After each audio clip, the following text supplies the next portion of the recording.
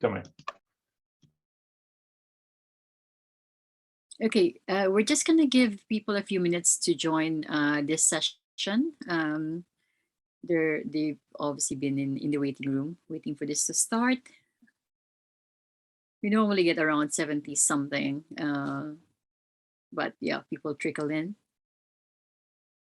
So hi everyone, I'm Jen Ashley and I'm one of the co-chairs for MapCam, and I've been co-chairing for the past 5 years. It's been fun, to be honest. In this session, we're going to have 3 speakers, and it's going to be one speaker after the other. And after that, we're going to have a Q&A with all of them. So if you can type in your questions in the Q&A section of Zoom, or if you can't access that, depending on how you actually join the session, you can type your questions in the chat window, and we'll pick them up later on. So I'm not going to take too much time away from our great speakers, and I'm going to hand over the floor to Mary, who's going to give the first talk. Thanks, Jen. I'm going to go ahead and share my screen here.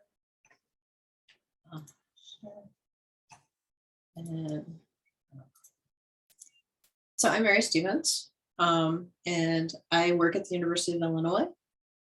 I'm the group that we're talking about health of the nation. A little bit about me. My primary background is in networking and infrastructure. I've worked at the university for over 24 years.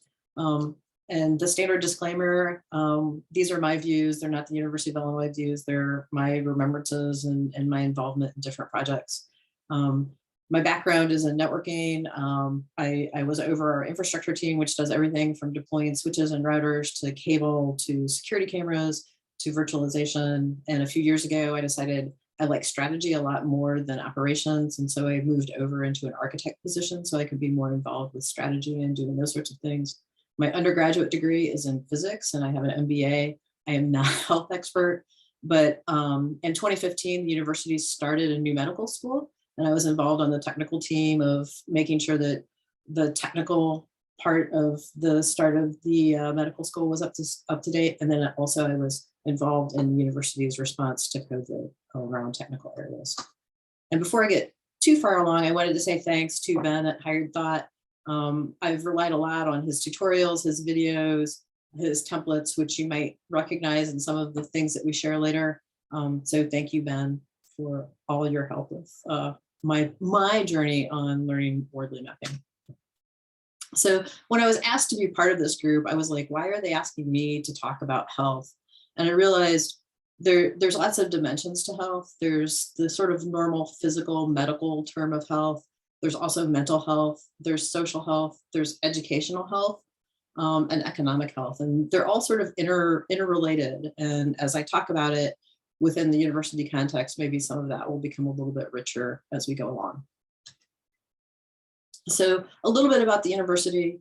The university was founded in 1867 as a land grant institution, which for folks who aren't from the US, land grant institutions were universities that the federal government gave states lands that they could sell to raise money to form universities for the betterment of society. The primary focus of those institutions was supposed to be on things like military science, agriculture, engineering. They didn't ignore liberal arts, but it was to bring education to the masses and to help the nation mature and provide education to more and move technology forward. There is implied in the land grant mission involvement with the community and the betterment of the state. And so part of the DNA of our organization is also community involvement and doing things that help move the state forward. We're our one institution which has to deal with the amount of grants that we get and the sort of research that we do. We're large, we've got over 50,000 students. The university has about 1,800 acres of land.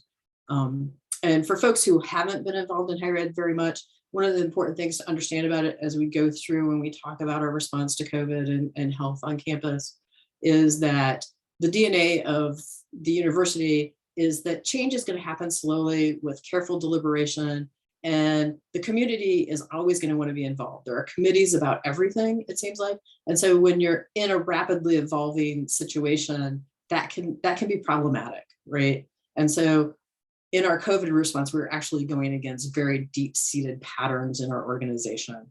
The other thing that's important about universities is that we like to build things ourselves. And if you go into any meeting in a university, you're probably going to walk into a room where people think that they're the smartest people in the room. And so you have to understand that when you're dealing with things.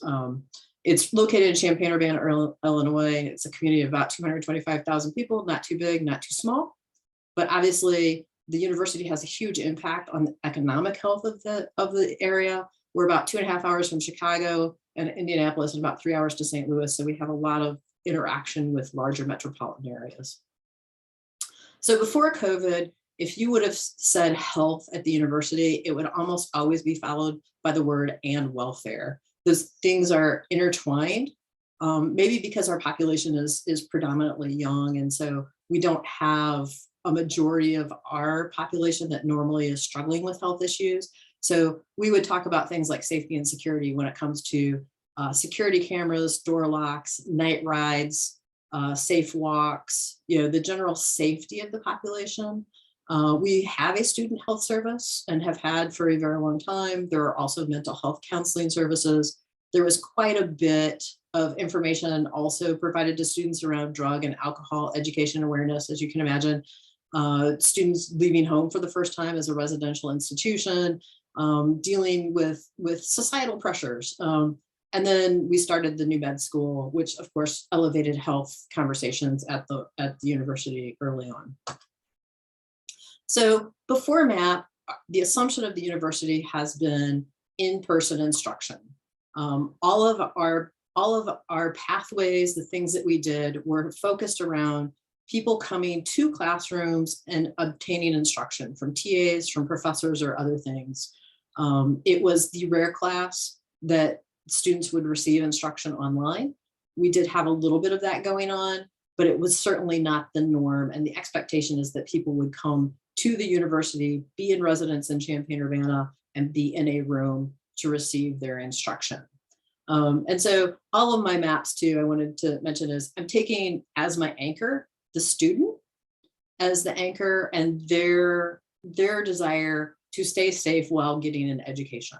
And so in the area of being healthy on campus would be our student health services. We have very robust recreational facilities where you can play basketball, lift weights, do cardio, all those sorts of things. And then of course there were the education components around that.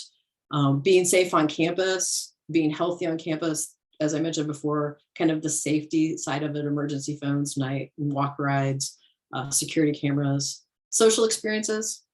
While the university has some engineered social experiences, those are very much self-driven by students. And so they're sort of over on that left-hand side.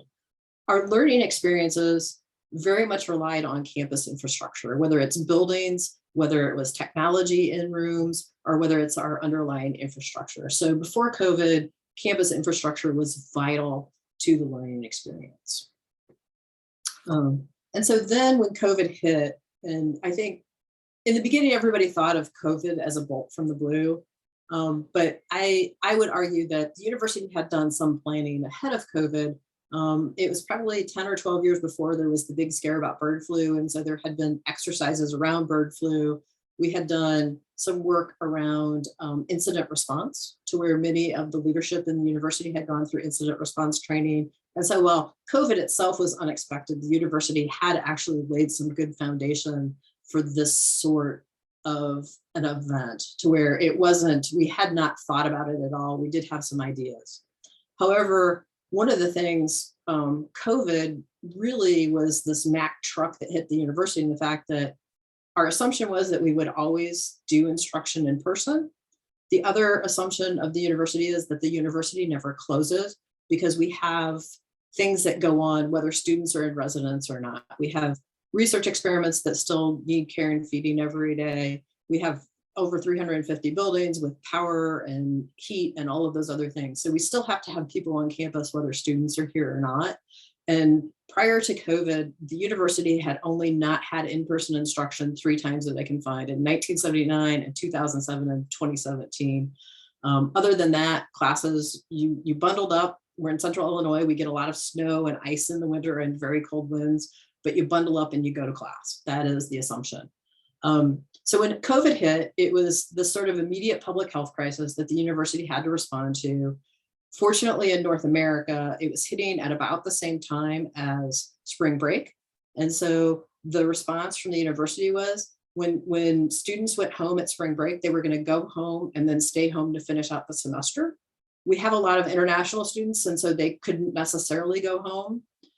So we still had some students that were living on campus, but they were not going to receive instruction on campus. They would stay in whatever their living arrangement was and receive instruction via the same distance learning as the folks who went back to their home in Chicago or other states. I think of our spring response to COVID as very much a tourniquet. It was getting through the remainder of the semester, providing as high a quality education as possible, but obviously it was not going to be the same high quality that we had had in the previous fall and the same sort of in-person learning experiences that we had. And so the sort of map of when COVID hit is almost everything shifted to the left. Our learning experiences very much went back to handcrafted things. And you might think, why did they go to handcrafted? Well, remember, our instructors were trained to stand up in front of classes and lecture. And so they didn't really leverage online teaching facilities very much. We had a few who did, but most of it was the assumption of I was going to stand up in front of that. And so they very quickly had to come up to speed on how do you use Zoom to teach a class, or how do you use our learning management system to deliver course content that you weren't delivering before. So it became remote instruction. How do you interact with students? You know, because students before would wait for the instructor to get done and walk up at the end of class and ask questions. So how do you do those student interactions? How do you handcraft them? And to some extent, you know, there was help. There was professors helping professors, and there was the organization helping professors, but there was a lot of handcrafting of trying to figure out how do you do this on your own. Test taking was a really big thing of how do you administer tests when before you got everybody in a huge lecture hall and handed out tests and proctored it. How do you proctor online tests?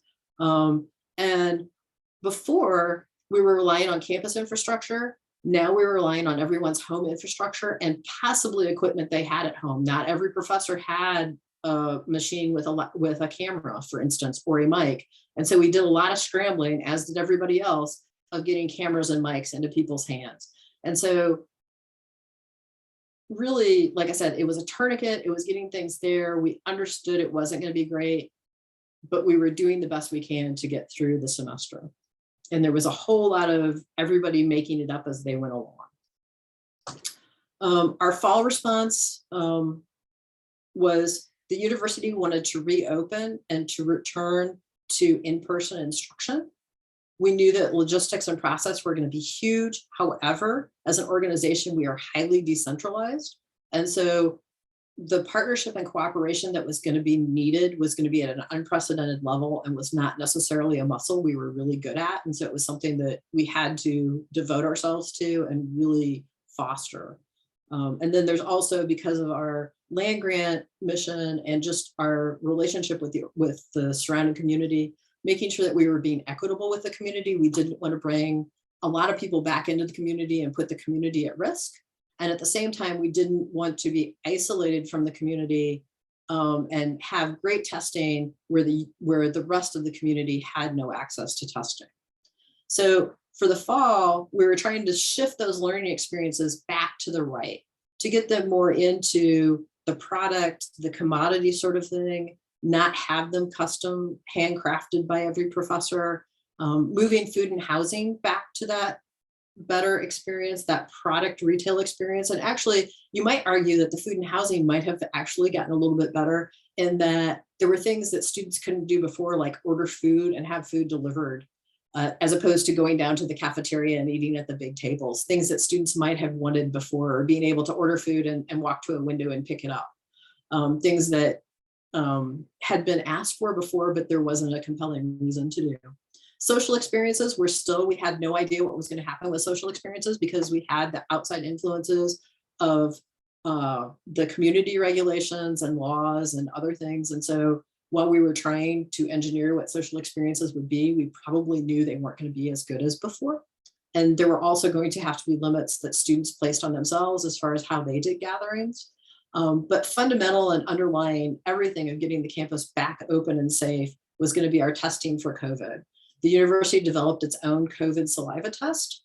And in part of developing a test like that, there's FDA approvals, there's the actual facilities to process those tests. The goal was to have your test results in under 24 hours, and for the university and students to be able to use those tests to make decisions about whether they could or couldn't enter buildings. We already had started a student app, and so we accelerated that app development, and we did what we called a boarding pass. And what it simply displayed is when a student tests, they could see the results from their test within the app, but they could also display the boarding pass that said whether they were allowed into or not allowed into a building, which also was dependent upon how often you tested and those sorts of things. So the person monitoring the door at the building, when you showed them the boarding pass, all they could see is whether you were allowed in or not allowed in. If you weren't allowed in, they didn't know what was because you've got a negative COVID test or because you hadn't tested or whatever. They just saw the sort of red, green, go or no go sort of thing. And because we knew learning was going to be hybrid, there were still many classes that were going to be remote instruction, and then some we were trying to get in-person instruction in. Home infrastructure was still in play, as was campus infrastructure. And we had a whole bunch of new freshmen coming in. So we had to make sure, because we have some students who are economically challenged, that they would have the appropriate technology in their hands to be able to take advantage of remote instruction. And so before we go on to, I think the interesting thing is how do we think about how this even evolves further into the future? I wanted to just, because my background is I have an MBA and I have to exercise that every now and then, kind of the health of the business. Every business needs that ER, urgent care functionality, that when there's a crisis, you can come up, you can assess the crisis, you can stabilize, and then have it followed up by the appropriate group. And I think there are some businesses that really like the adrenaline of always working like it's an emergency. And COVID, we've been running now for 18 months in this emergency state. And you see a lot of people who are burned out, at least in our organization, because we have been responding to it like an emergency. And one of the things that I really like about mapping and about using business tools is thinking about the long-term care of a business and the long-term health of a business, and coming out of emergency mode and planning, providing for stability and operations flexibility, planning and budgeting and research and development. And then, so I think, and what I hope we can talk about in our discussion is kind of the future of what does this health mean post-COVID? From a student standpoint, how do we move their learning experiences all the way to the right, their social experiences? What are the things that might be popping up on that right-hand side? Because we all know that the expectations of students and parents increase over time. If I went to college in the late 80s, early 90s, we had cement block walls in our dorms, we had giant shared showers. If you haven't been to a modern university recently, the dorms are like nice hotel rooms. They're very, very nice. I'm very jealous of the kids who are staying in dorms now. And so those expectations of higher quality, higher service are all there. And so kind of what are those forces and how does the university anticipate those and react to them? So it's not an emergency, but we're sort of planning our future. And so with that, I think I'm going to stop my share and send it over to Mark.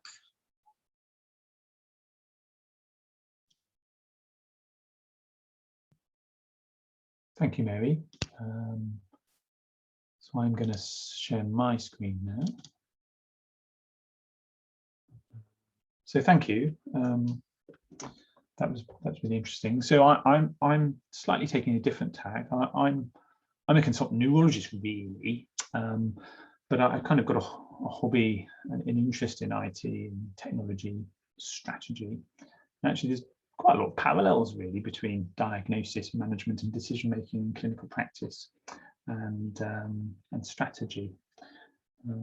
So actually, I better just no, that should make it bigger.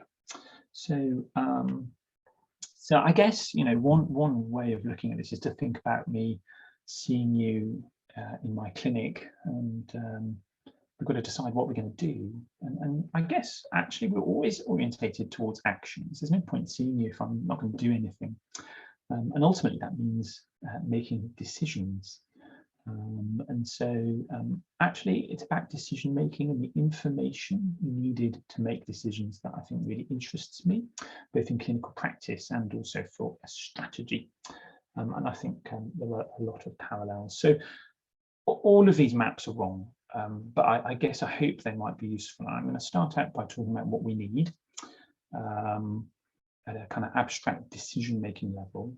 And then I'm going to talk about what we have at the moment in existing products and existing ways of thinking. And then I'll move on in the third little 5 minutes to what I think we need to do actually. So I'm going to switch now to, that's not right.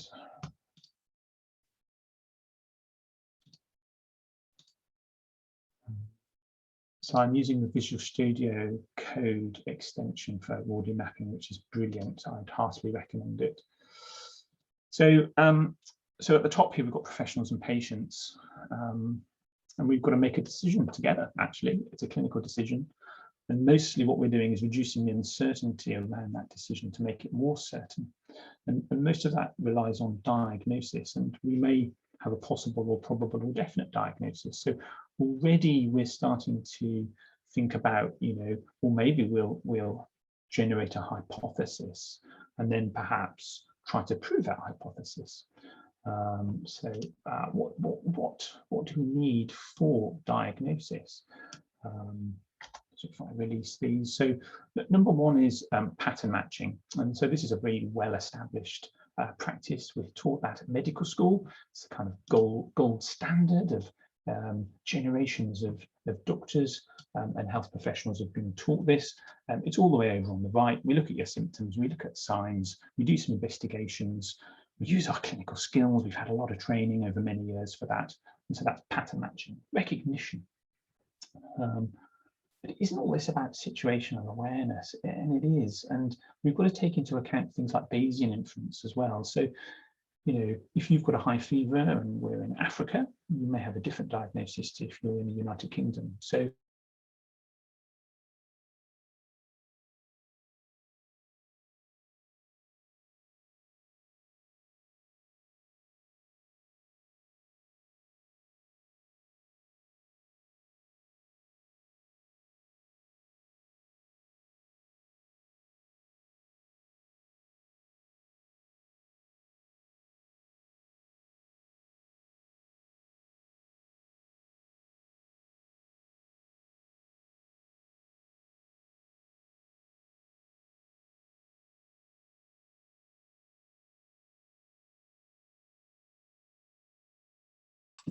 Okay, we seem to have lost Mark there. I'm sure he's going to reconnect. So just give us a few minutes to we get him back. Meanwhile, if there are questions maybe for Mary, you can type it in the chat window or the Q&A window. I thought it was actually my connection that was having a problem. Okay. Right, no questions at the moment. Oh, yeah, we were all wondering whether it's our connection. Okay. I mean, he did say he's calling from home rather than from work today. So maybe there's just a bit of problem with their home Wi-Fi or something. Shall we? Okay, Tiani, I'm not sure if maybe we should get started with your talk because we're not sure when we're gonna get Mark back. Would you be okay with that? No problem. Okay, great. All right, so let me get set up now. Okay.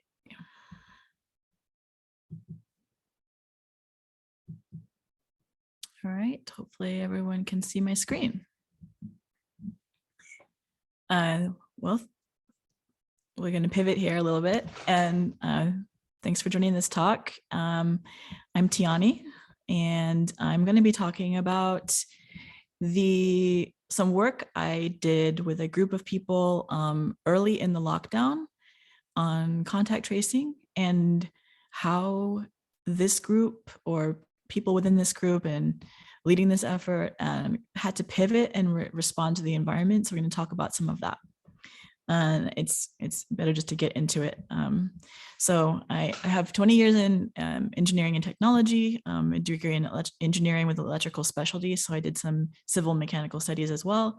And that's kind of like evidenced in my career. I've worked in different domains where I've kind of used elements of my background, as well as in computer science.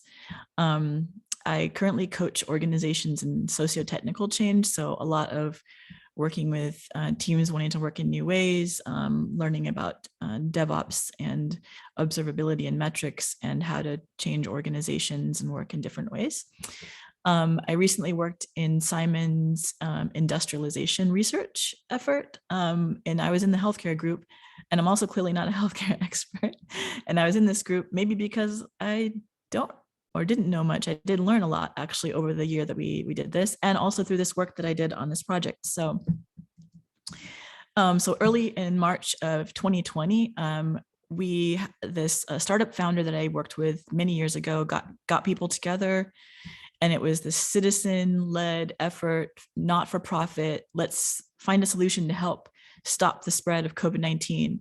So we had some partnerships with MIT Safe Paths, with the Mayo Clinic, whomever we could find that we could partner with that had knowledge in the space or had done some work in digital contact tracing type solutions. And it was this effort to, okay, something's happening, people are getting sick, this thing's spreading, and why don't we put our heads together and do what we can to address this problem. And it maybe naively, I don't know if it was naive, maybe as idealistically, we had this idea of people taking their personal responsibility and taking ownership and saying, yes, I want to help, and I will report things on myself for the greater good, for the good of the community. And so we even came up with a roadmap. So around the notifications, making sure that they were robust, and how do we make sure that self-reporting is authentic? So what if we were to gate reporting of not just symptoms, but actual test results, and you could upload a photo to a reviewer. So maybe there's a contact tracer actually using the app, making sure that the Google location history and iCloud location history via web for confirmed users to submit their location, making sure that privacy concerns, place matching for like maybe if there are hotspots or something like that in a city where you could like actually actively avoid. And the idea was, what if we could do something that kept people from having to be locked down forever, that they could move out and about and have reliable information that allows them to do that. That was kind of the premise, this effort. And we even had a cool little marketing video. It's pretty short, so I'll play that. Hopefully you can hear the sound.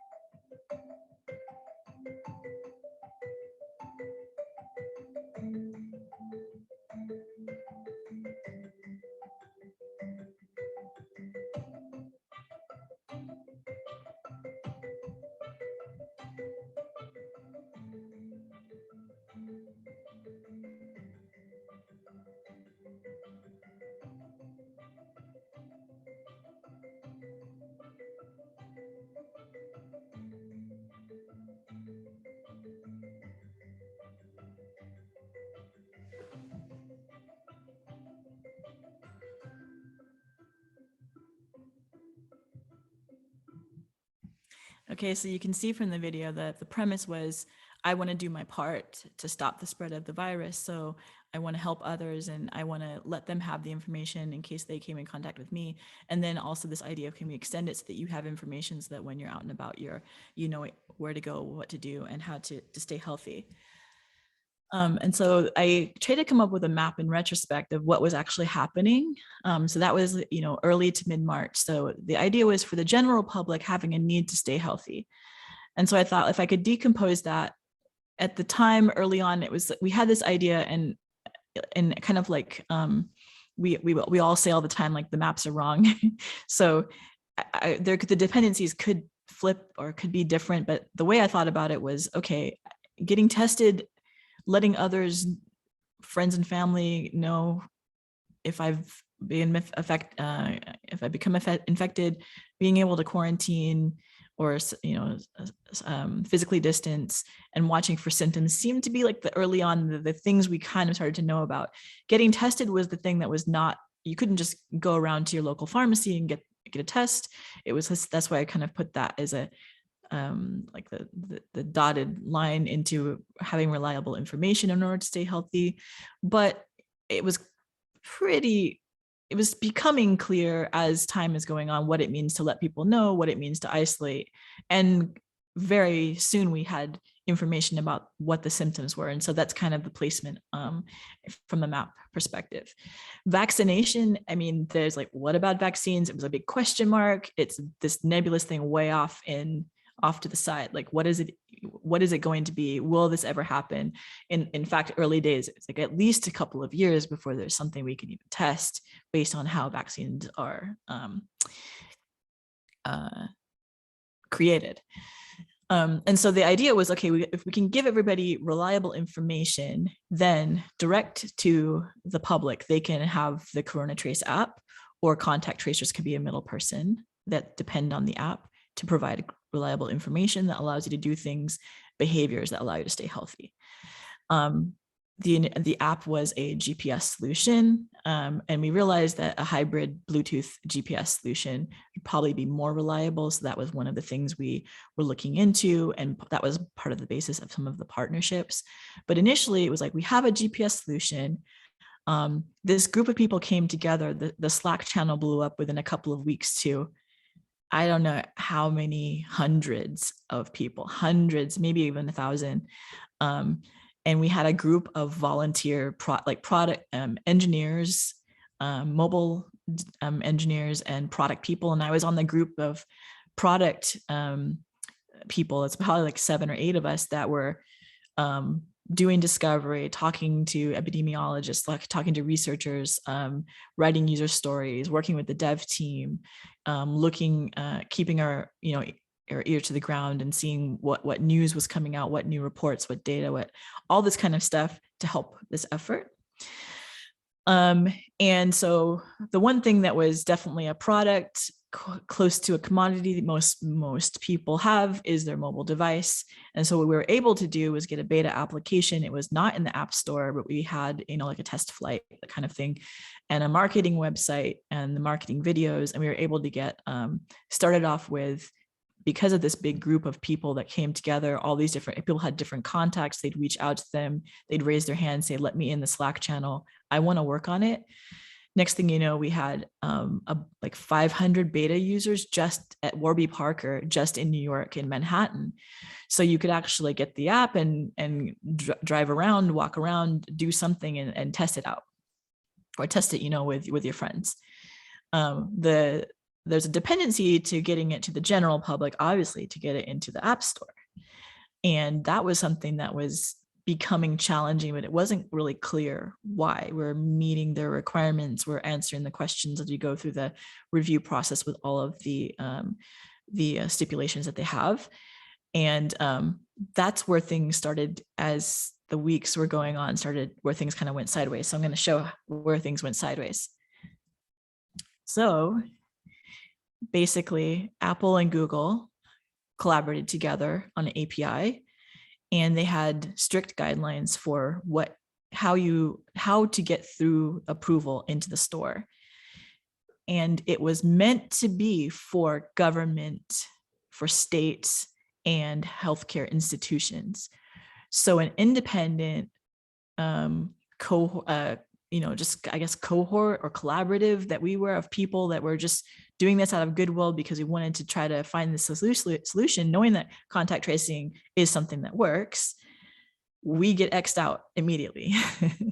Because unless we have partnership with a state says Corona Trace is the app for us, and it conforms to whatever requirements through the App Store, that's the only way it's going to get out to people.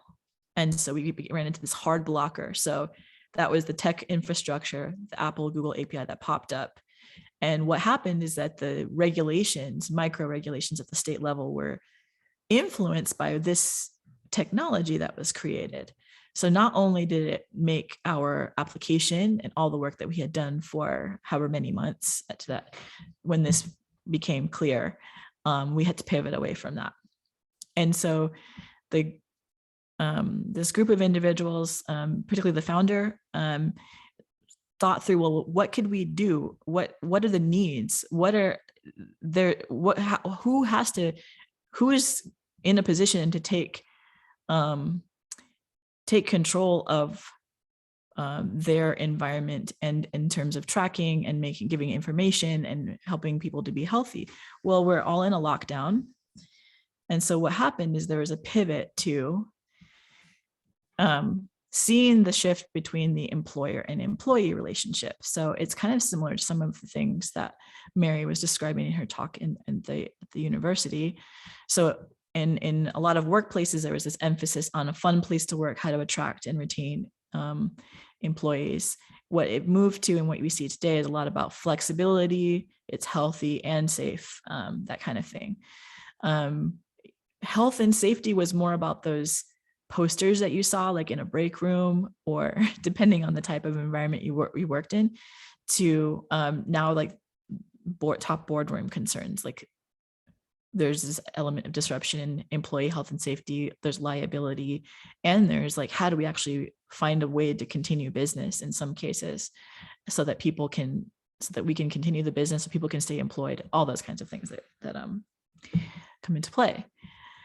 And so what that pivoted to was a proposition called Return Safe. And to Return Safe now has over 90,000 users and counting, and it's completely in the private sector. So they basically took, and I'm going to show a map of what this looks like, a very messy map, basically a platform for employees and a platform for, call it human resources or whomever is making sure that people are safe, making sure that, who's at work, who's not, and that they have what they need, that they have the support that they need. And so that was pivoted into mobile and web app options. So there's not just this like mobile app, there's now a web app. There's also visitor kiosk options, building access control, and I'll show how this all connects from a technology perspective. There's also like entity logging, there's Bluetooth wearables. So the wearables can even, if everyone's wearing those badges and tags, you have like live contact tracing going on in your facility even. And then there's the commands, what they called the command center. Originally was called the biosecurity portal, hence the name of my talk. So it was this idea of biosecurity being really important, and having these kind of tools in place can help with any kind of health risk where you need to make sure people have the information to stay safe.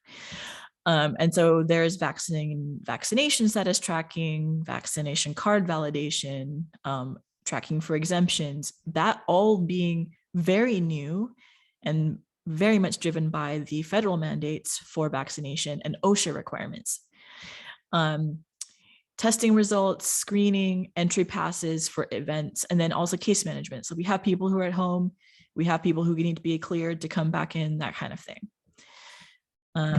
And so that's how that was pivoted. And like I just mentioned, the Apple and Google, what we learned through the Apple and Google API experience also was the lots of concerns. So people in the beginning were like, yes, I'll report whether I have COVID or I got sick.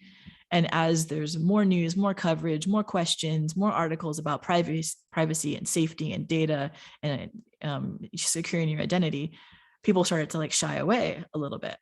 So one of the things that was really important was making sure that there's security, data protection, data privacy. That was like front of mind from the very beginning.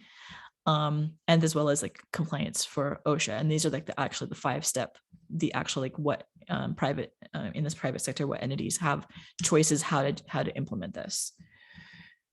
And so this is just a zoom in of the Bluetooth tags for peer-to-peer, for clip-ons, Bluetooth triangulation, that's badges and lanyards. And then the app has an actual logbook. You can do manual, that's with phones. It could be company provided phones. It could be your personal phone. There's like all these different customizations that they were able to do. So how does this look from a mapping perspective? Everything around purple in this very messy, very wrong dependency map is pretty much what was leveraged from the early days of the contact tracing digital app. What we learned from a development perspective, and just from the fact of putting it out in the world, seeing how people used it, what things happened, what things to keep in mind from a technology, from a usability, from a and then all the data privacy and all of those things that started to emerge. But those users now split into, we have this idea, it's still kind of general public, but through a lens of employees and customers, people who are attending events, and then businesses and institutions. They want to stay open or reopen, and people want to stay safe, and they also want to go to work. And over time, we're seeing people want to get back to doing things they enjoy to do. And so outside of that, what things kind of emerged was, okay, managing and monitoring people's safety, building access management. So as you can see, the building access management, we connected to existing technology. There was technology that we had at our disposal through partnerships and connections. We found that we were able to tap in immediately to existing building access. So we could now tie the contact tracing, the tagging, whatever type of technology to building access, for example. And then there's a need, as coming out of a need for monitoring and managing people safety, there's this idea of like, well, we have developed additional health and safety protocols. That's a clear dependency there. And then that branches into, well, there's vaccines now. Vaccines have become available.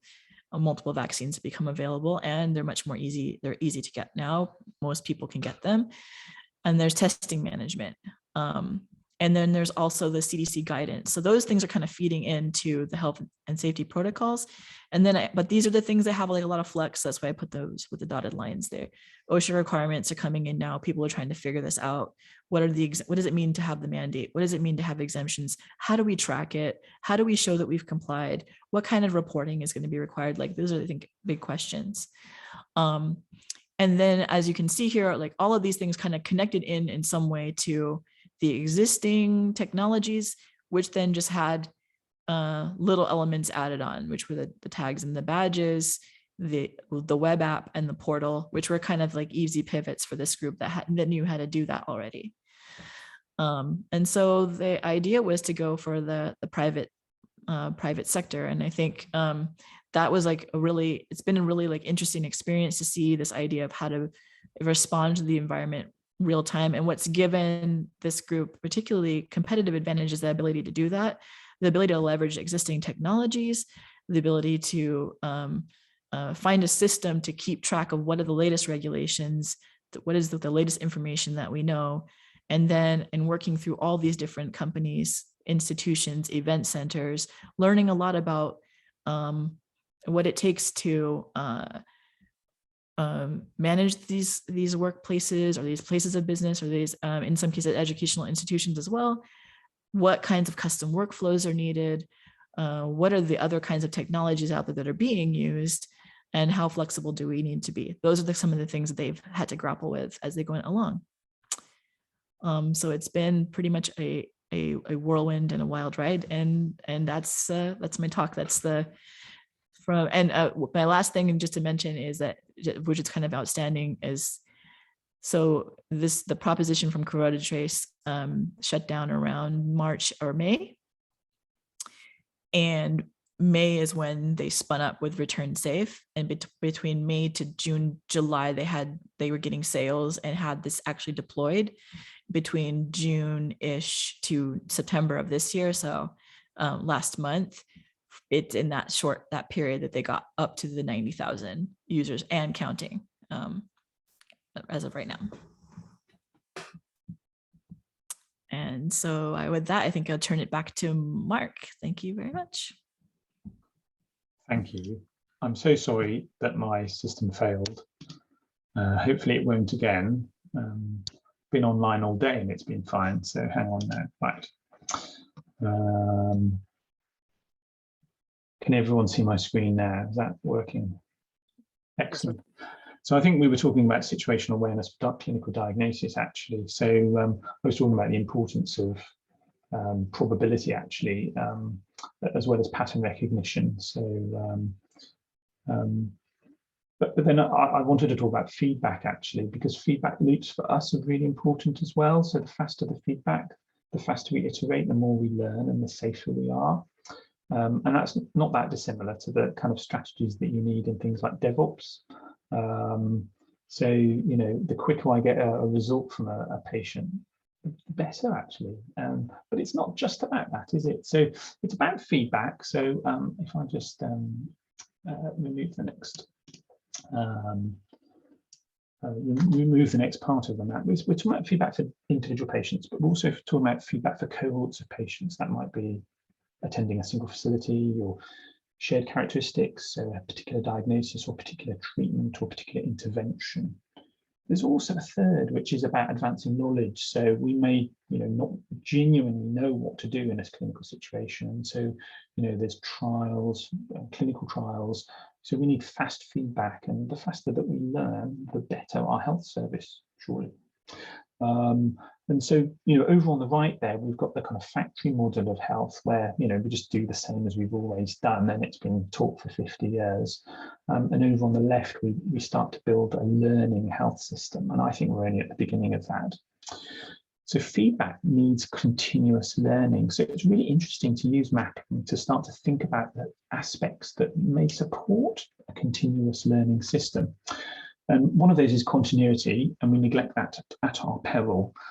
We know that continuity in health provision is really important for outcomes, actually, and many technology actually lessens continuity. If you've got some kind of call center model where you can speak to a health professional, but you never speak to the same health professional, and there's no data shared between them, you're lost, actually. That model of care is not good for people over their lifetime. So continuity relies on teams, but it also relies on data sharing. But a really important aspect of this map is the focus on outcomes, and I don't think anybody does this very well. It's really patchy. Every time we start focusing on outcomes, it feels like we're breaking new ground. It's not systematized at all. It relies on data sharing, because surely we need to be sharing data across facilities to understand outcomes. And we also need to make sense of outcomes. So we've got some work in multiple sclerosis, for example. So we can plot your individual progress over time. How do you make that useful and meaningful? And it's only when you plot that against all of the patients with similar other characteristics that you start to really be able to make decisions and reduce uncertainty about decisions. And we do not have decent tools to support clinical decision making. Full stop. Absolutely not. So we've got to make sense of data in the context. And the context is really important, and a lot of tools are needed to understand the context. And all of this, I think, is supported by data standards. We're getting there with data standards. So in the US now, just I think today, the HHS has just agreed that they're going to be using FHIR and mandate that you'll be able to exchange data. But I think a lot of that is good. It's not a bad thing to do, but we're just on the cusp of this, and we need to be raising our game. And implementation of data standards is left as an exercise for the reader. So you do not have readily available, easy accessible tools. So if you're a new startup, it's really hard to get started, actually. And so the implementation is all the way over on the left. And in most healthcare facilities, although it's changing, we've still got our own data centers. So you've got people whose real job it is to look after patients. And what are we doing? We're building data centers, and that can't make sense at all. So I think the map tells us about where we are now and where we need to be going. We need to be building tools to focus on outcomes. We need to be making tools that may help us make sense of stuff. And we need to be moving implementation and our data storage and pipelining and our compute way over to the right-hand side. So if I go this way, so that's that. So that's that slide actually. So I think mapping tells us where we need to be focusing. So it's this bottom left-hand corner here. There should be the easy wins. Implementation, store, and making sense. So we're orientated towards action. So what do we need to do? Well, we need to focus on outcomes. Number two, we need to focus on data sharing, how to do that safely and distributed, but with some consent and control, because otherwise we lose people's trust. How do we make sense of data? We need to support shared sense making, not just by us, but by the patient. We need to be focusing on implementation. So that means not custom building it every time we need to do it. We need shared tools, libraries, services, and we need to build out our data stores and just use commodity providers. And actually, when you start thinking about clinical decision making, you also start thinking about machine learning and algorithms. So that's the kind of hot topic at the moment, you know, machine learning, how exciting. We'll get this computer to diagnose X-rays and read CT scans, etc. And we definitely haven't industrialized this, right? It's really at the advent. We can't even buy it as a product, really. So we're right over on the left-hand side. We are, again, breaking new ground. And I'll tell you now that the things that algorithms need in terms of information, monitoring, and evaluation are exactly the same as clinical services have always needed, but we've never had it. And I see this as a point of synergy. So the stuff that algorithms need are the same things that we need. So there's a foundation that we need to provide. I haven't got time to go into all of this, but there is a blog post from me about this from a couple of years ago. But here we've got the professional and patient wanting to use algorithmic decision support. Obviously, we need expertise in machine learning and training. That's not the focus of this map. My focus is on clinically meaningful data, monitoring through continuous monitoring of the decisions made by algorithms. So it all becomes data-driven, and a focus on routinely aggregated interoperable records founded on open standards and readily available open source tools. That's what we need. We haven't got it. That's what we need. And we need to be focusing again on the left-hand corner of our Wardley map. So for AI, we need outcomes. We need fast feedback mechanisms to support continual routine evaluation, a bit like drugs and post-marketing surveillance. We need to be monitoring stuff, but you can monitor me as well. You know, as a clinician, you can monitor a service, an individual, or AI. Most again, the implementation should not be custom built. We should not be distinguishing between electronic health records based on standards use. It's like trying to distinguish between Firefox and Chrome because they use a different HTTP. Doesn't make any sense. It should all be standardized, but at the foundation of it. And we should be pushing our system suppliers way up the higher value chain. So that means doing much more sophisticated things with healthcare data and supporting decision making, not running stuff in the weeds. So machines don't need anything different to me. So what have I got already? Can we sense check what we're doing? So I'm just going to switch maps here. So here's the current state. So it's focused on organization. That's a really important observation. So the organization is not necessarily the user. I'm the user actually, and the patient's the user, but we work with organizations, and the organization dictates what we get. And that comes, we could spend a whole session just on that. So imagine an organization, a healthcare facility has bought an electronic health record. They've also bought a patient portal. Rather than, so the patient portal actually is not independent, right? It's dependent on the EHR, which is a bit odd, almost in all circumstances. So we bought these from the same vendor. Now, our healthcare facility, we're starting to talk about the needs of the facility. The user is not the customer here. We aren't holding the purse strings. So this organization wants to do some population analytics. And so we go off to the same vendor that provides our EHR. We're all starting to feel a bit the wrong way around here. So our population health analytics is built upon the electronic health record. We might use some commodity data analytics tools. That's fine. But we're in this product sphere here, and we have to take out our paycheck to pay for all of this. And then we realized that a lot of our patients attend both our healthcare facility and another healthcare facility. So we want to set up a health information exchange. So let's buy it.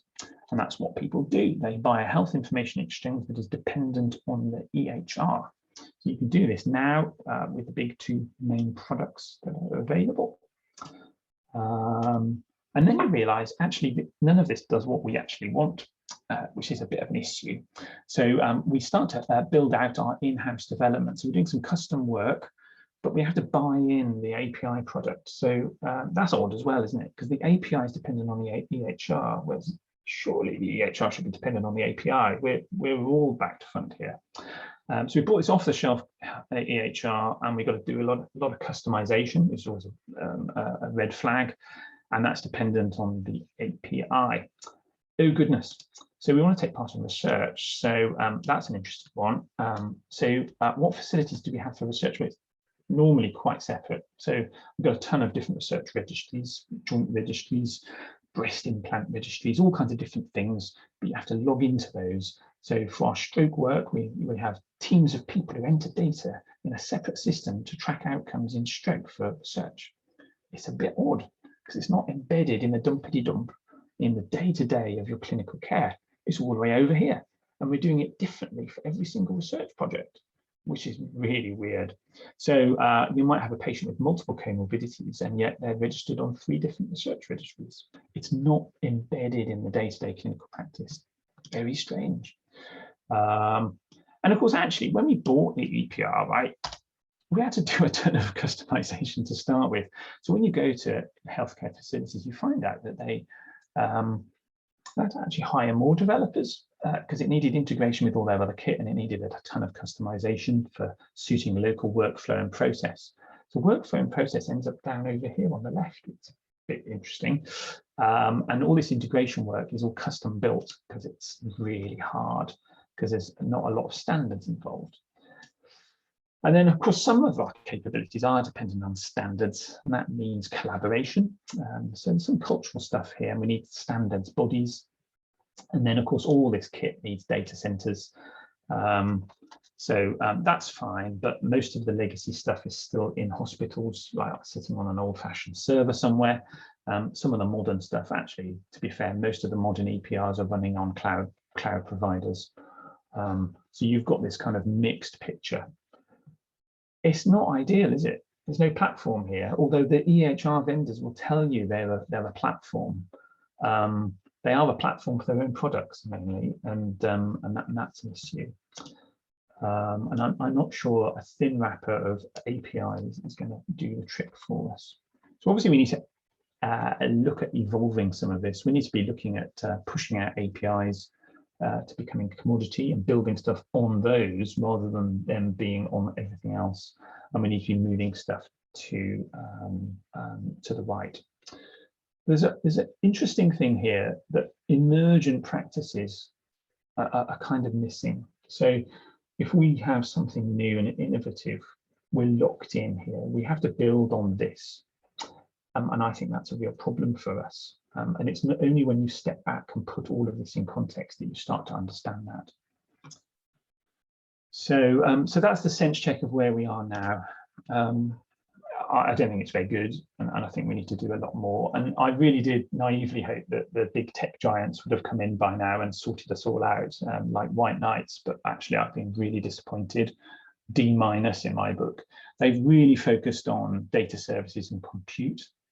Okay, that's good, I suppose, but cloud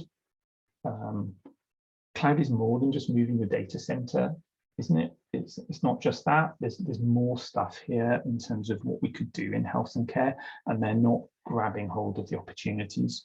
Apple, to be fair, actually, at least they're visible to the end users because they've got things like Apple Health, so they're making clinical data visible in your mobile phone. It's all right, isn't it? But it's not transformational in a way that I think that we should be expecting. This is what you get from existing EPR vendors. So you kind of get this thing here. You could buy all of that, I suppose, from a single vendor. Occasionally, people do something called best of breed, where you buy the different bits of this. And then the final problem that I want to point out is that we've got this artificial separation between research work about our day-to-day and our analytics.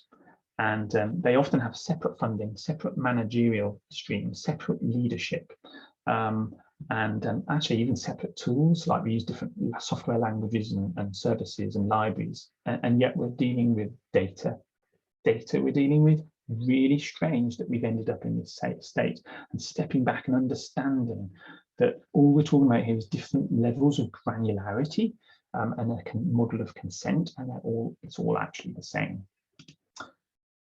So you can look at what an EHR needs.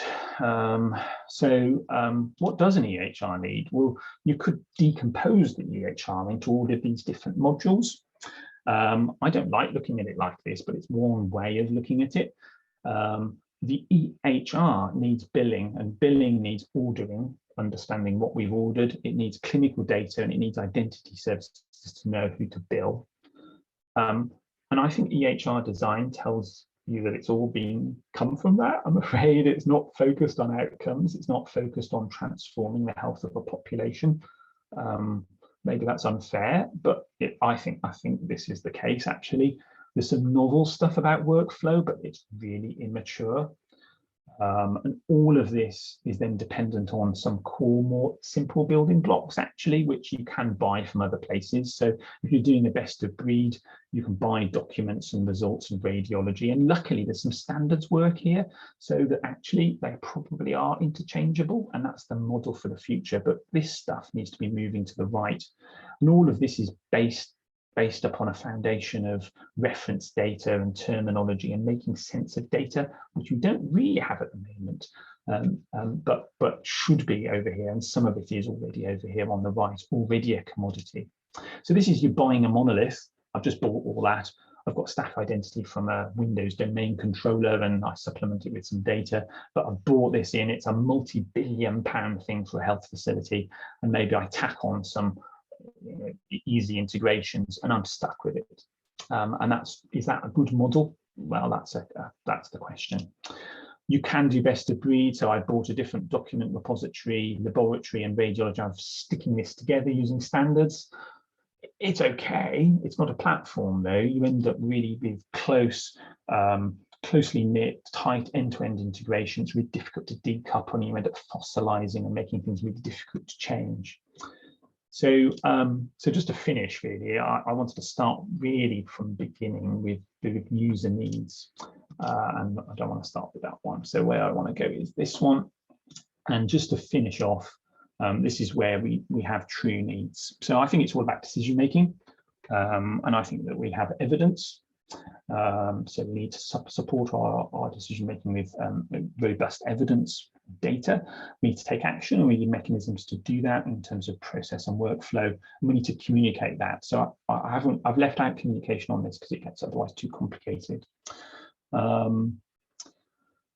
So we might be asking a question: can we address inequality in a population?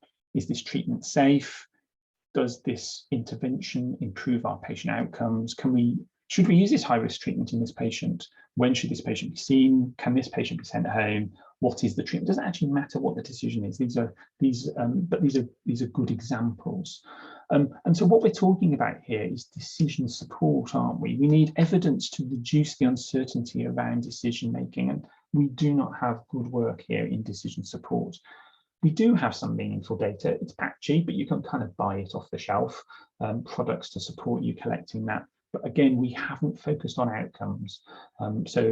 Meaningful data is dependent on the right information at the right time, and it needs to be universally accessible, which used to be the strapline for Google. So I think all of these things are dependent on distributed data. So if you're going to be measuring outcomes in any systematic fashion, we need to be having ways of collecting data from across our ecosystem and bringing it together and making sense of it. And that requires some kind of cultural things and principles, standards like trust and openness and transparency.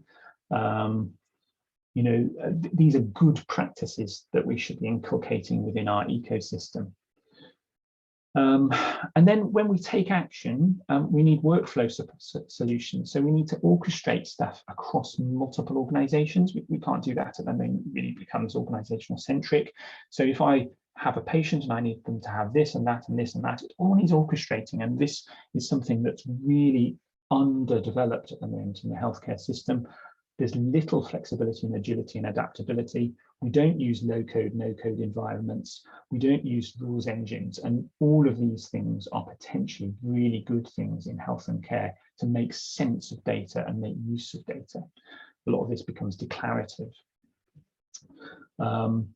But we've got a problem. How do you safely distribute data? And I think that some of the talks all today and in this session have been about how do you make things safe, really? How do you distribute data and put a wrap of confidentiality so that we know we're allowed to do what we're going to do with that data, or perhaps we're not allowed to do with that data.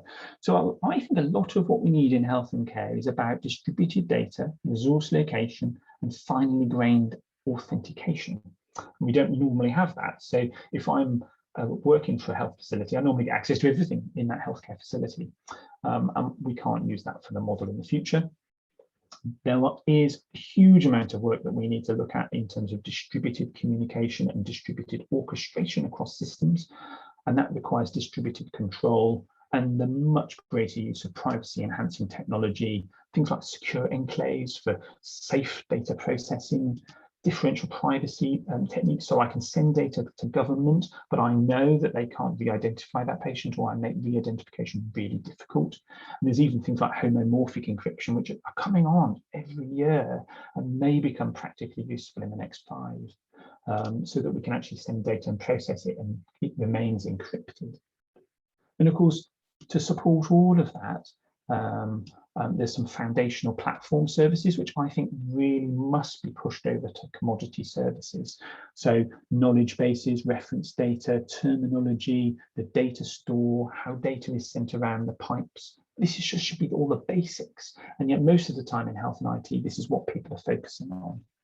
So I think the Wardley map here, I hope it's useful. I think it shows up the problems of our existing systems and where we can act.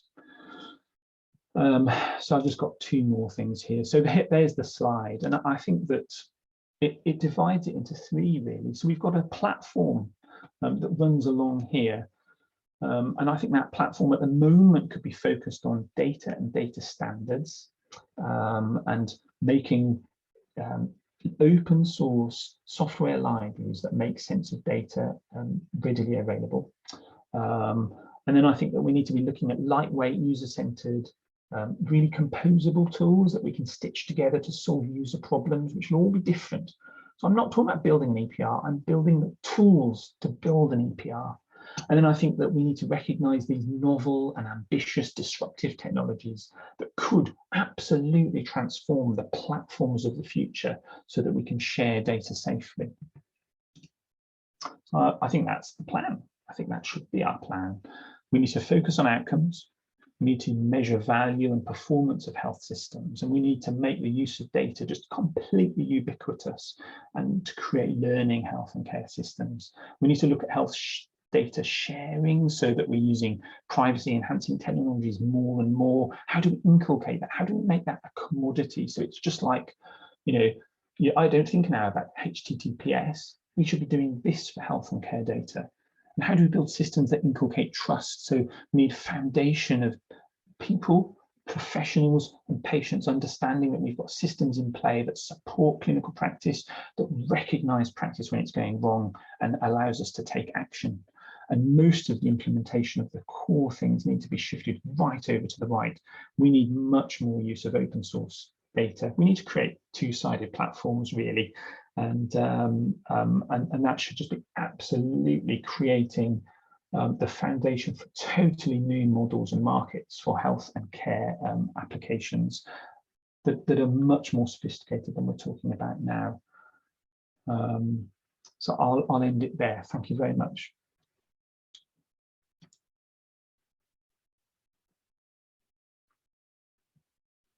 Any questions? Thank you for that, Mark. So thanks, Mary, Tiani, and Mark for those great talks. So yes, we're actually open to questions now, either from any of the panelists or the audience. So who wants to go first? I don't see any questions in the chat or the Q&A window. So I'll start with one for Mark, because I think it's really interesting. We're struggling with a lot of these same questions around data. Who owns my data as a person? How can I expose my data to make bigger decisions? So at the university, of course, with COVID, we were talking about health data, but there's also the idea of student success. So how can you predict when a student could be in trouble and provide early intervention? So their educational health in this case, right? And that ability to leverage things like secure enclaves and those sorts of things. So I think there's that taking the step back of, there's many industries where people would be willing to share their data if they were sure it was safe, and that maybe as a whole we could make better decisions about it. And so I'm hoping, those data standards that are for healthcare, that we think about them as wider data standards. And I don't know if you've talked with folks outside, but I know that we're struggling with the very same questions.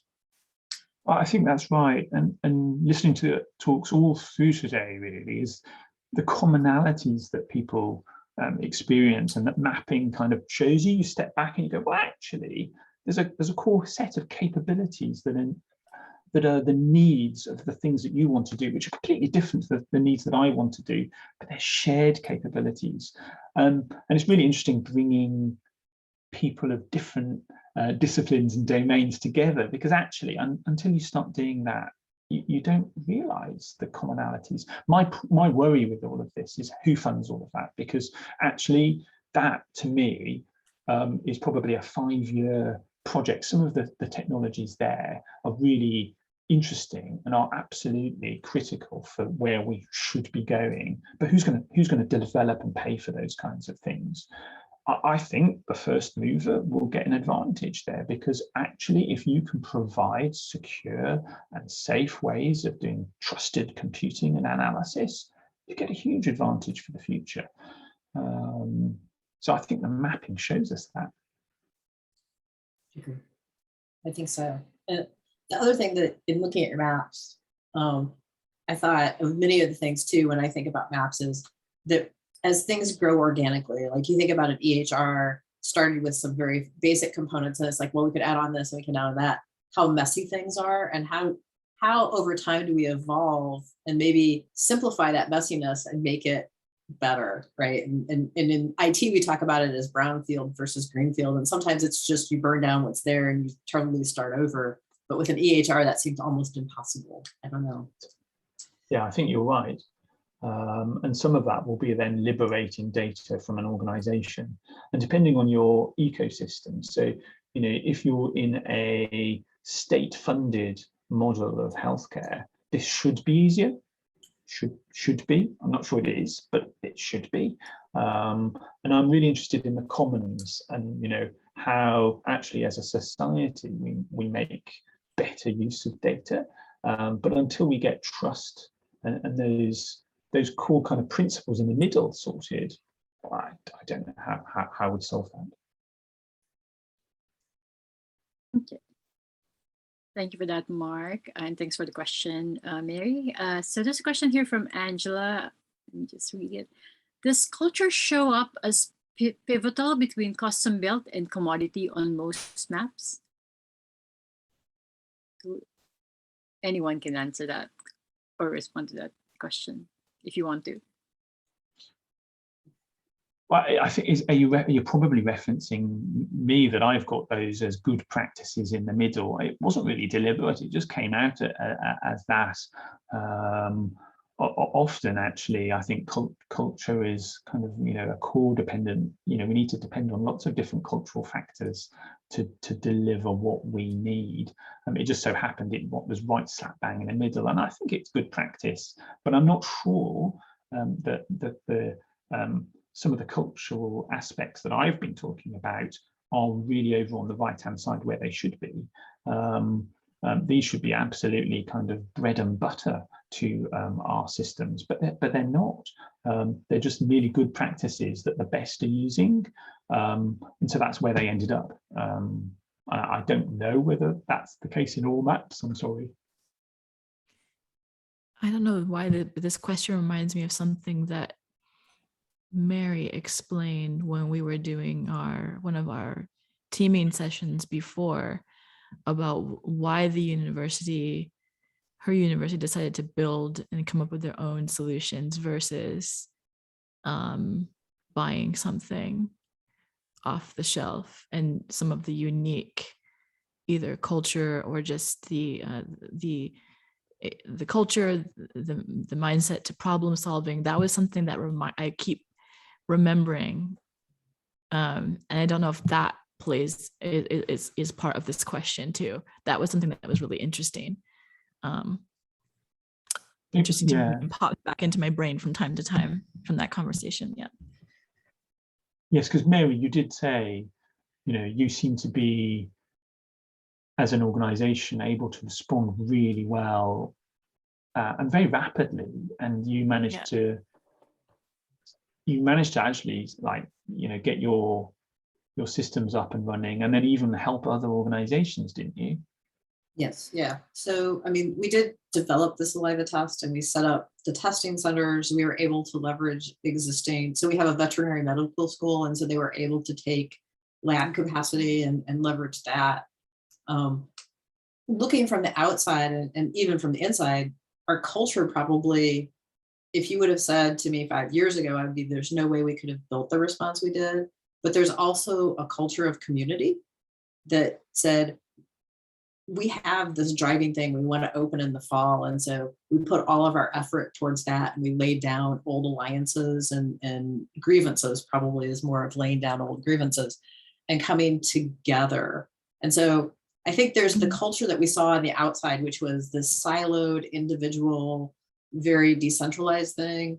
But then there was a greater overarching culture of we are one, and we succeed or we fail together. And so I don't know where culture shows up in the map, because I think it might depend on the map, right? I think cultures tend to be very custom to an organization.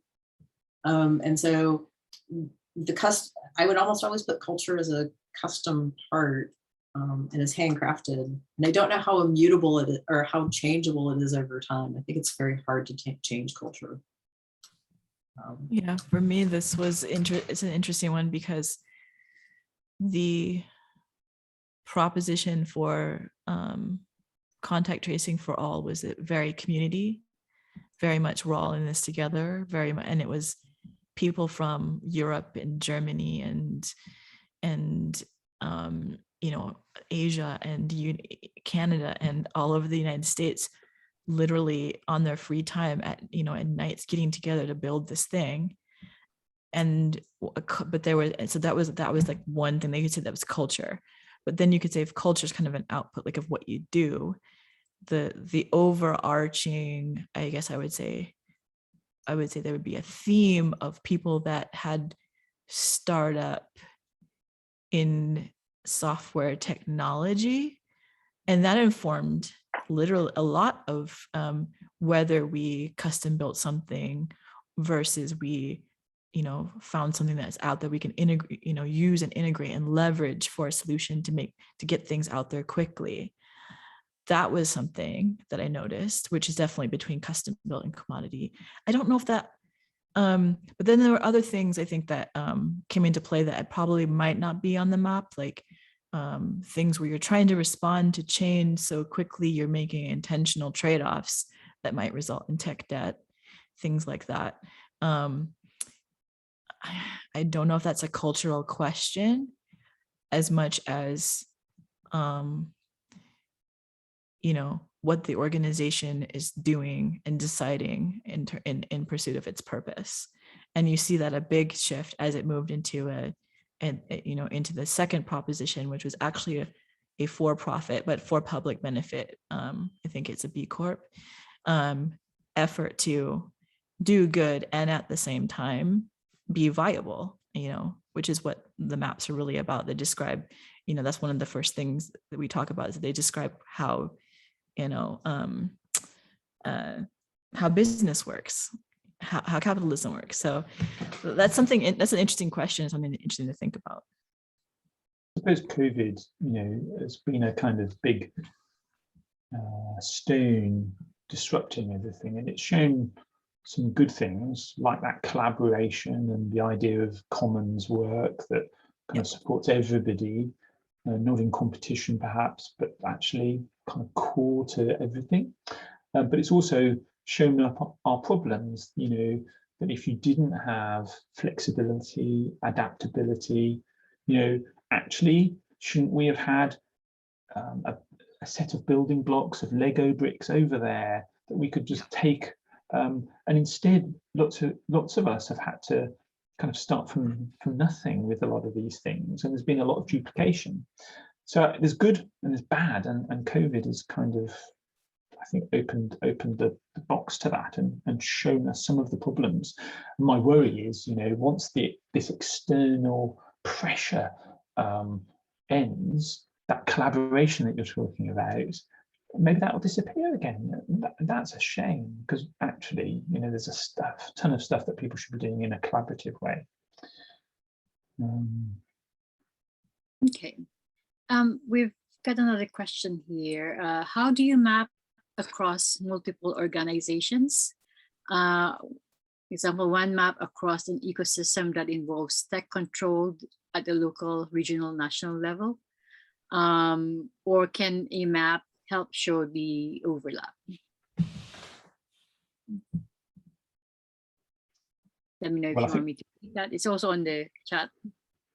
Yeah, I think from my point of view, it's really difficult actually. And I'm afraid that if you're starting with user needs, then unless you're just talking about the organizational needs, which you can do, that's fine if you're an organization. Maybe I'm lucky in a way in that, although I do work for different organizations, I can kind of try to put the patient first. And I think that we do well to do that, certainly in health and care, and that people come to harm because we think through things using an organizational centric approach. But I think sometimes just mapping it lots of different ways gives you an insight. So none of them are perfect, I don't think, but it's but as you say in the question, maps may help show the overlap. And actually, what is it that the GDS used to say about putting user need first? And to use a service, a user shouldn't need to know your organization structure. And so even if there are a bunch of organizations under the surface who are delivering that pathway of care or that service, I'm afraid the user probably shouldn't know anything about it. And those boundaries we need to look at very carefully and understand why we've got those boundaries. Why does that person need to phone that person and that organization and not that organization, when actually they've just got a need that they need solving? Probably doesn't answer the question, but that's GDS, the old design principles, which are good. Anyone else wants to add to that? I was gonna say, I've often thought, as I've been trying to make maps and think about them either from different user perspectives or something, I'm really looking forward to the day when we have like Minority Report and we can do this in 3D and like spin maps and see interconnections, right? Right now it's kind of this 2D experience, but I'm hoping someday we could, say, if we have the user here and we have the organization over here, and how does it become like a tree and those things, and you can say, oh, this is the real linchpin. Not that we can't do it in 2D like with color and things, but it does get hard the more complicated you make it to really see the insights. Okay, thanks for those. So Mark's saying that he'll share the maps through his Twitter account later on. I think, Mark, you can also share that with Jane on the on Slack on general, and she can add it to the email as well. And if anyone wants to share their map to the audience, you just send Jane the link, and she'll add that to the email going out to attendees tomorrow. Okay, we've got around 7 minutes. There's one more question here from Andrew Jackson. What do you think of Open Safely. Their website is opensafely.org, which attacks some of the data sensitivity issues by moving the code to the data rather than spreading the data around. Yeah, I suppose I'll take this because it's a UK thing done by Ben Goldacre and team, and I know Ben. Yeah, I think it's good actually, and I think it's been a good response to COVID-19. Is it inculcating the use of data for lots of different things at the point of care? Probably not actually. It's a kind of trying to operate in a smoke cupboard. It's not a bad approach. It's fine actually.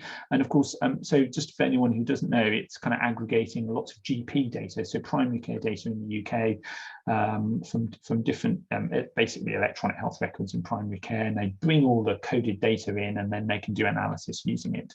But I'm not aware that it's taking feeds from hospitals, for example. And so for the purpose, it's good. Is it the future?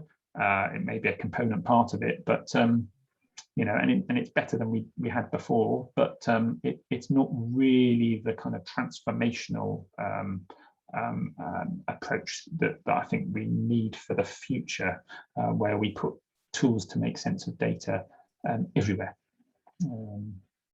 We need the results now. I need it in my clinic. I need tools now that allow me to see patient data in context, in cohorts.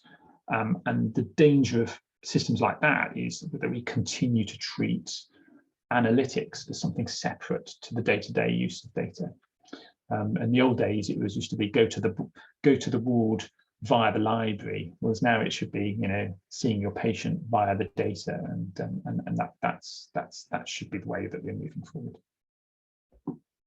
Okay, I think this next question is also for Mark. How much community care based on nurses' approach and home care services shift can impact those capabilities on collecting data? Yeah, I mean, I haven't specifically mentioned community care just because of the problem domain, but I actually haven't limited it to hospital-based care. It's just that so many health and care systems are predicated on the local organization buying large electronic health records and then trying to stitch together community services with that. Yeah, community care and home care services, it's all about integration of care, and data supports that. And for the poor patient, they don't really mind whether it's hospital care or home care, or they probably prefer community care. They feel like it should be one health service. So, you could say, let's use and build a single massive EPR and just run it all on that. And that's what the naive view is, because we know that we won't get what we need from a single monolithic system like that. It will be a disaster. You won't be able to innovate, and you won't be able to use it as a platform. So integration of care, really good. Making systems that are stitched together and feel like single systems, really important. Okay, thank you for that. I don't see any more questions here, whether on chat or the Q&A window. Any other questions from any of the panelists for each other? I was going to say I don't know about the link to the, what was it, OpenSafe, but we have been exploring sort of that secure enclave model where the data is in a location and it's secure and calculations are done on data. And then the researcher is returned the return of the calculation. They don't see the underlying data. And I think that's one way to help provide users with that sense that their data is still secure, that, Mary Stevens has not seen their entire health record, that the health records of a group of people have been reviewed, and here's kind of the outcome of that cohort or something. I think it all comes back to the ability of consumers wanting to share their data and making it available for those things. You reach that, the number of people to have in a cohort to make viable decisions. And I know we talked a little bit about that, Mark, of, getting people to buy into data and things. And ultimately people have to have confidence that you're going to treat their data with respect. And who owns their data? Who owns their health record? And at the moment, that's all innovation. You're doing that every single person who tries to do anything like that will be breaking new ground and building new tools. We don't have a shared language, shared tooling or infrastructure for any of what you've just described. Okay, so we're close to time. So I'm just gonna ask each of the panelists, if you've got some last few messages or tips or whatever for our audience before we wrap up. So we start with maybe Mary. Yeah, I would just say I think in working with this team, it's been great. And I think the conversation around data is probably one of those ways forward to where it's really important to move our society forward. Tiani? Yeah, this has been a lot of fun.